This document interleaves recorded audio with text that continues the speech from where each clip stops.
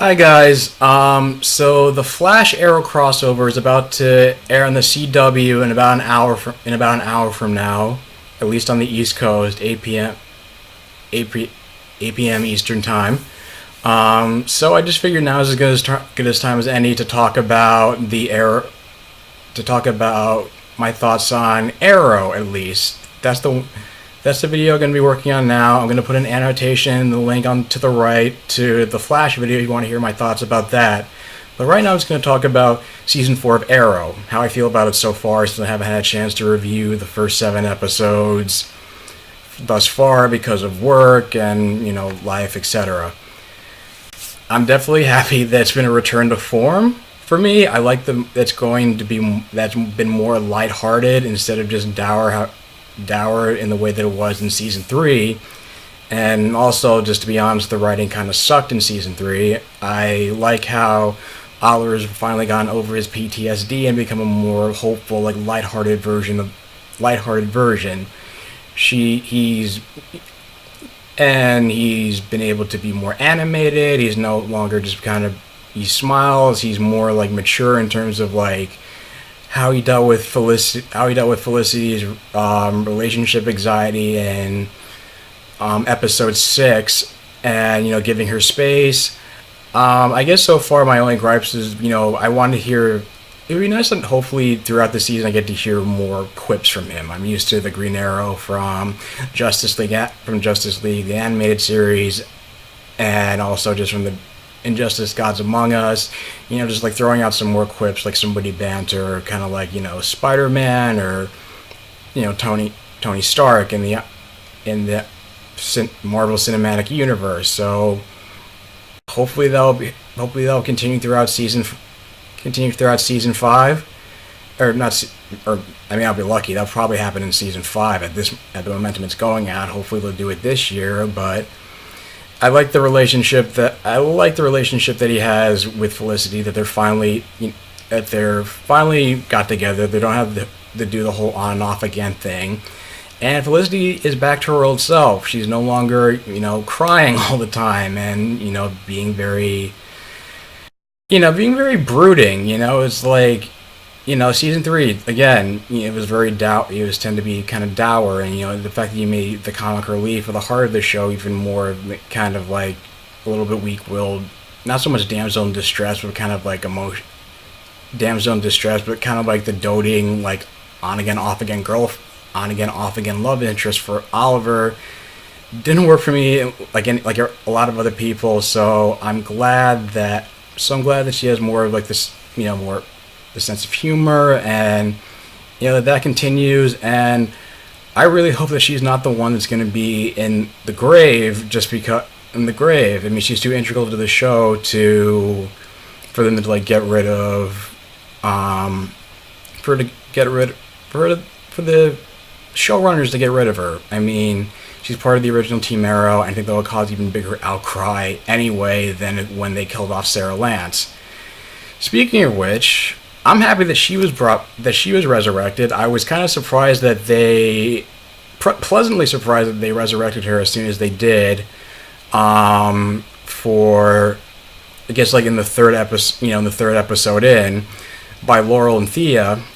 The only problem is that I hated the fact that it came at the expense of any character development that Laurel underwent during season 3 of Arrow, where she's not lying to people, not trying to keep secrets or be sanctimonious about taking the moral high ground and whatnot. And especially since in the second episode of season 2, the same episode where Laurel convinced Diggle to tell Oliver about Hive killing Andy Diggle, is not going to keep secrets. It's only gonna make things worse. It seems like she disregards her own advice, and all of a sudden finds out about the Lazarus Pit from Thea, and then decides to go resurrect her. Despite everybody from Malcolm Merlin to Nyssa to seeing how the effects of the Lazarus Pit had on Thea, and she still does it anyway, and just it's just frustrating to watch. And in a sense, it is kind of hypocritical when Laurel says that Oliver did the same thing for Thea, but at the time it was for Thea. I mean, he didn't know what he was getting into. He was warned about the consequences, and he just said, "Screw it. This is my sister. I need to bring her back." The only problem is that I was just pissed off that it's like she decided to keep the secret of Sarah's resurrection from Oliver for so long just because she was worried about being judged by him. And I'm thinking once you get to episode 5, it just feels like so a lot of people died just because, and Sarah went on this like feral state and like this murderous rampage because a dead person's never been resurrected by the Lazarus Pit, like officially dead in 1,000 years, and a lot of people died because Sarah went in this like in this feral state. She was soulless, and she a lot of dead bodies piled up just because she was worried. She was self-conscious, and I thought that's ridiculous. You should have like brought him into this as soon as brought her back to as soon as Laura brought Sarah back to Central City, especially knowing that Oliver, we had contact with John Constantine, which is definitely one of my favorite episodes of the series. John Constantine showing up. I love how he showed up in the flashbacks, and Stephen Amell and Matt Ryan, they had some really good chemistry with one another. Matt Ryan brought a lot to the whole dynamic of Team Arrow, and I'm sad the showrunners keep saying it was going to be like a one-off. It was going to be a one-off thing that, John Constantine was going to be, he was supposed to be saved for the Justice League Dark movie. I'm indifferent to the Justice League Dark movie, and now they want to do some kind of movie embargo. I hope that's not the case, and maybe they can still bring him back for another appearance for Arrow or Legends of Tomorrow. If that gets a second season, hopefully it does. And, it just feels like, the viewers aren't idiots. We know people should be able to tell the difference between an on-screen version of one character and a TV version of another. And again, it was cool to see Matt Ryan. I've watched a few episodes of Constantine. I never had time to watch it just because I was out with friends on a Friday night and had a terrible time slot. But from what I've seen, loved his portrayal of it. I still hope he's still part of the CW DC universe. But yeah, and just quickly getting back to Laurel, I hated the fact that she underwent this character development in season 3 to the point where people were still bashing on her towards the end of that season, and I just thought, you know what, give her a chance. She's got to become a better character, and she's not skilled at being, and she didn't become skilled at becoming the Black Canary right away. She had to get trained by Nyssa and Ted Grant just to get Grant, just being practiced out and fighting crime. She's getting better progressively. But again, I just hope that I don't have to see any more dumb moments of Laurel like this, and maybe we get to see a more lighthearted side of Laurel like they showed on Flash last season. Now with Thea, we find out that because she was resurrected by the Lazarus Pit, that she apparently acquired like portions of like other people's souls who've used the Lazarus Pit, and she developed this bloodlust where she has the needs to kill that can only be sated by either killing a few people that can put it off for a month, or by killing the person responsible. However, since Oliver, of course, already killed the original Ra's al Ghul, the previous Ra's al Ghul in last season finale, but interesting development is that Damien Darhk tried to use his touch of death magic on her in the last episode, and apparently ended up hurting Damien Darhk, and it's hurting Damien Darhk, and she realized that maybe this is a key to maybe defeating him. The sad thing is, I just wish that Sarah hadn't left town as a result of that in episode 6, just because maybe this could have helped her, and but I guess she'll find her own way on Legends of Tomorrow. And I wish I got to see more of Sarah, coherent and original personality. And in season 6, episode 6, by the way, she was only in there like for a very small role in it. And I wish I didn't get to see more and less of, because most of the time was her just being in this like feral state and like murdering people, and it was kind of funny. She was actually kept like jumping through jumping through windows and walls through episode 5, and it was just so 5, and it just felt like, I don't know, you kind of half expected her to jump through and be like almost like the Kool-Aid Man or something, be like, oh yeah, and I don't know, it's just funny to me. But again, happy that she's back. Happy, I like Thera's storyline. Don't really care for her whole romance with I guess Oliver's political advisor for his mayoral campaign. I'm just indifferent to that.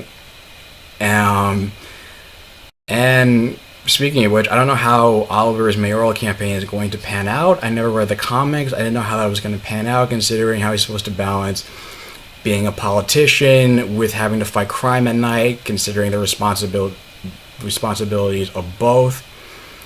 But at least he took Felicity's advice and Diggle's advice to fight Damien Darhk as Oliver Queen in the light, and not do something similar underhanded and in the shadows, as they put it, when he was trying to take down the original Roz. And by the way, Damien Darhk is probably my favorite villain on this show since Slade Wilson. Like Neil McDonough's portrayal of Damien Darhk, he just seems like so charismatic, and he's like having a ball. He's having a ball with this role, and the fact is, like, he's just like walked into the councilman's office in the season premiere and just said, I'm here, but just said, this is who I am. I run this organization. I'm going to destroy your city. It's almost like this Bond villain, and just had this kind of confidence where I think he's going to be a great villain. I'm glad they're using him a lot, and they're not relying on so much of the villain of the week. There were some Easter eggs people noticed like a few Easter eggs, like in the season premiere, that when he was like cutting his hand in front of a statue, they said it resembled Trigon the Terrible, and that the technology that he was trying to reverse engineer from Ray Palmer's suit, and the layout he had at the end of episode 6, he said it looked like a mother box. I don't know about Darkseid showing up on Arrow, but I mean, I like the possibilities of what this could mean. What kind of, like, how far they can go with this whole fantasy element on Arrow now, and magic, and with Quentin Lance, I mean, it's interesting that he's kind of in a similar situation. At first, he started out in a similar situation that Moira Queen did in working for Malcolm Merlyn. However, Oliver convincing him to act as a double agent and get inside information from Damien Darhk on how to take him down. It does give me it does feel like it's a possibility that he's going to be the one that ends up in the grave, just because, his death Oliver would feel guilty about putting him in the line of fire like that, and it just seems like he's like the... I mean, I don't think they're going to kill Laurel or Sarah again, just because, like, he's already been through that much, and it's just like, he's the one person who... I don't know, I mean, he's the one person who... I don't want to say he's expendable, but he's the one that I feel like the show could go on and not change up the dynamic of the show too much. I mean, I still love the character. I still think Paul Blackthorne is a great actor, but he just seems to be the one. But I feel like anybody else on the cast who would have been killed off, it wouldn't require just like in the flash forward, just Oliver shedding a tear. He would just be going like full on cry face, in my opinion. And I mean, maybe it could be his Oliver's illegitimate son, his baby mama. Who know? I mean, like I said, possibilities are endless. And as for Echo Kellum as Mr. Terrific, I like him. I like the dynamic that they have with, that he has with Felicity, that he knows that he caught on to team, figure out about, he knows about Team Arrow. He doesn't know Oliver is the Green Arrow, although they did have this nice little joke about him. Oh, his job, oh, he came back into town the same. Oliver and the Green Arrow came into town around the same time, but it's like, no, the John line's not right. It seems like he's definitely going to figure it out by the end of the season, and I don't have much to say about it. I don't know much about Mr. Terrific other than he just controlled the teleportation in the Justice League Tower on Justice League Unlimited, so I gotta do more research on him. But I look forward to see where they go with that character. And Diggle's been given a lot to do this season, having his grudge with Oliver for trusting Malcolm Merlyn in this whole operation against the League of Assassins. I'm glad that they resolved that over the first 2 or 3 episodes instead of letting that drag out towards mid-season finale.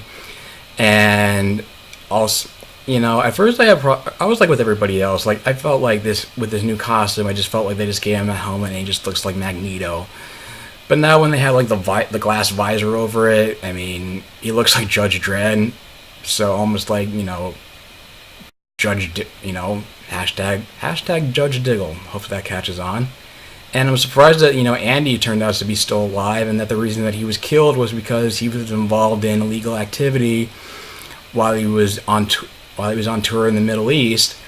And it's implied in that same episode that he could be resurrected under some kind of mind control by Damien Darhk. They never really cleared that up. Or any of the ghosts or mercenaries working for Damien Darhk could be people who were presumed dead or were supposed to be dead but resurrected and under mind control. We don't know.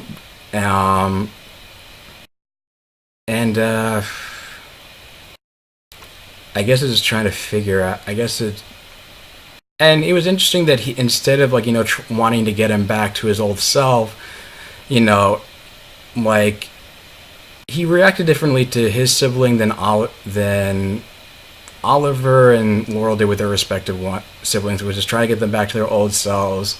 Diggle's just like, you know what, the brother I knew is long gone. He's beyond redemption, but they're still willing to help them just because Diggle's like their friend, and he deserves to remember Andy the way he knew him, and at least figure out what's really going on before they just write him off.